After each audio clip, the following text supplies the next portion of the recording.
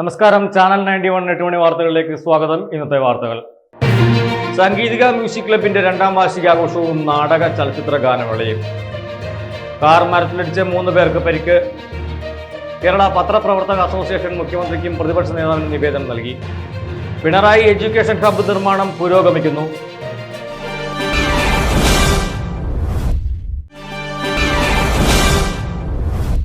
കൊച്ചി കേന്ദ്രമായി പ്രവർത്തിക്കുന്ന സംഗീതിക മ്യൂസിക് ക്ലബിന്റെ രണ്ടാം വാർഷികാഘോഷവും നാടക ചലച്ചിത്ര ഗാനമേളയും ഇടപ്പള്ളി ചങ്ങമ്പുഴ സാംസ്കാരിക കലാകേന്ദ്രത്തിൽ നടന്നു.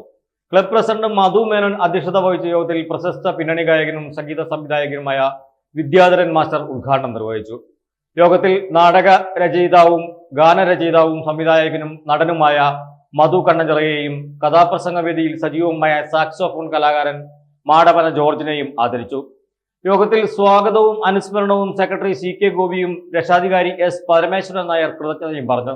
തുടർന്ന് പ്രശസ്ത സംഗീതജ്ഞരായ രവിശങ്കർ, മധു മേനോൻ, പ്രീത മേനോൻ, ദേവാനന്ദ്, നിമ്മിലാൽ, രവി, ദീപ്തി, വേണുജി, ദേവപ്രഭ, സുകുമാരൻ തുടങ്ങിയവർ സ്മൃതിമധുരം നാടക ചലച്ചിത്ര ഗാനമേളയ്ക്ക് നേതൃത്വം നൽകി.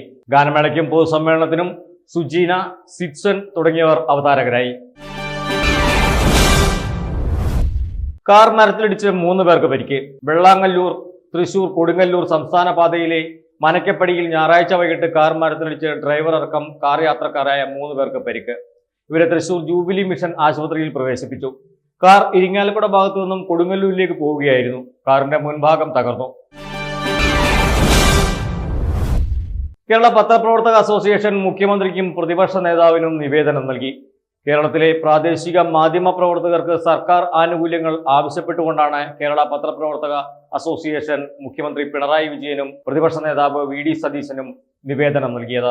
മേഖലയിൽ പ്രവർത്തിക്കുന്നവരുടെ കണക്ക് ശേഖരിച്ച് അവർക്ക് ക്ഷേമനിധി, ആരോഗ്യ ഇൻഷുറൻസ്, തൊഴിൽ സുരക്ഷ, ജില്ലാതല തിരിച്ചറിയൽ കാർഡ് എന്നിവ ഏർപ്പെടുത്തുന്നതിന് നടപടി ആവശ്യപ്പെട്ടുകൊണ്ടാണ് നിവേദനം നൽകിയത്. പരിമിതമായ സാഹചര്യങ്ങളിൽ നിരവധി പ്രതിസന്ധികൾ അതിജീവിച്ച് വാർത്തകൾ സ്വീകരിക്കുന്ന പ്രാദേശിക മാധ്യമ പ്രവർത്തകർക്ക് തൊഴിലില്ലാത്തതും മാധ്യമ മാനേജ്മെന്റിൽ നിന്നും തുച്ഛമായ വേതനം കൈപ്പറ്റി ജോലിയെടുക്കുന്ന പ്രാദേശിക മാധ്യമ പ്രവർത്തകരുടെ ജീവിത ദുരിതവും അസോസിയേഷൻ നേതാക്കൾ മുഖ്യമന്ത്രിക്ക് മുമ്പിൽ അവതരിപ്പിച്ചു. പരിശോധിച്ച് നടപടിയെടുക്കാമെന്ന് മുഖ്യമന്ത്രിയും പ്രതിപക്ഷ നേതാവും ഉറപ്പു നൽകി. സംസ്ഥാന president Madhu Kaduthuruthy, general secretary Saleem Moozhikkal, treasurer Baiju Peruva, vice പ്രസിഡന്റുമാരായ Kannan Panthavoor, S Dhananjayan Koothuparamba, Baiju Menachery, secretary VS Unnikrishnan Chadayamangalam എന്നിവരായിരുന്നു നിവേദക സംഘത്തിൽ ഉണ്ടായിരുന്നത്.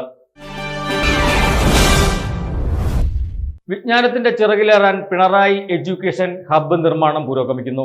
വൈജ്ഞാനിക മുന്നേറ്റത്തിന്റെ ഭാഗമായി ധർമ്മടം മണ്ഡലത്തിലെ പിണറായി വില്ലേജിൽ 12.93 ഏക്കർ സ്ഥലത്ത് 285 കോടി രൂപ ചെലവിൽ സമഗ്ര വിദ്യാഭ്യാസ സമുച്ചയം പിണറായി എഡ്യൂക്കേഷൻ ഹബ്ബ് നിർമ്മാണം പുരോഗമിക്കുന്നു. 2024 ആഗസ്റ്റ് 23 മുഖ്യമന്ത്രി പിണറായി വിജയൻ തറക്കല്ലിട്ട ഈ പദ്ധതി കിഫ്ബി ധനസഹായത്തോടെയാണ് നടപ്പിലാക്കുന്നത്. IHRD college of applied science and technology, government polytechnical college, government ITI, Kerala institute of hospitality management, civil service academy എന്നിവയാണ് പിണറായി എഡ്യൂക്കേഷൻ ഹബ്ബിൽ ഉൾപ്പെടുത്തിയിട്ടുള്ളത്. ഇതോടെ ചാനൽ 91 8 മണി വാർത്തകൾ സമാപിച്ചു.